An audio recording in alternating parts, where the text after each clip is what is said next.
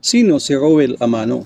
Si Rowell Amano ay isang dating miyembro ng El Gamma Pinonga, ang kilalang shadow play group mula sa Pilipinas na nanalo noong unang season ng Asia Got Talent noong 2015. Sa isang simpleng baryo, may isang manukang nakatayo sa likod ng bahay.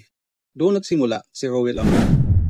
Isang simpleng magmamano na may malalaking pangarap, ngunit hindi naging madali ang lahat.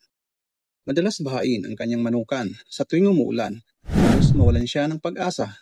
Ang ilan sa kanyang alaga ay nalulunod, ang iba na may nagkakasakit, ngunit sa kabila ng lahat ng ito, hindi siya sumuko.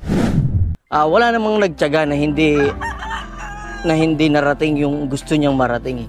Basta wag ka lang titigil. Lahat pwede mong gawin. Wag lang yung huminto. Yung mga sabong, pwede kang mapagod, pero pwede kang magpahinga, pero wag kang susuko. Araw-araw pinili niyang bumangon. Pinagyaman niya ang kanyang kaalaman, nag-eksperimento sa tamang pagkain, at matyagang inilagaan ang kanyang mga manok. Ang dating maliit na backyard ng binabaha ay naging saksi sa kanyang determinasyon at sakripisyo. Lumipas ang mga taon at ang pangarap na dati tila imposibleng abutin ay unti-unti niyang narating. Ngayon si Rowell Amano ay hindi na lamang basta backyard breeder. Siya ay kinikilala na sa larangan ng malalaking breeders at inspirasyon ng napakaraming baguhan.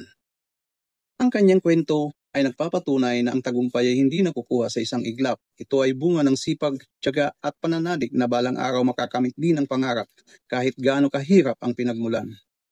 Si Rowell Amano mula sa manukan na binabaha ngayon ay matagumpay na nagsisilbing inspirasyon sa lahat na nangangarap at nagsisimula pa lang sa pag-aalaga ng manok.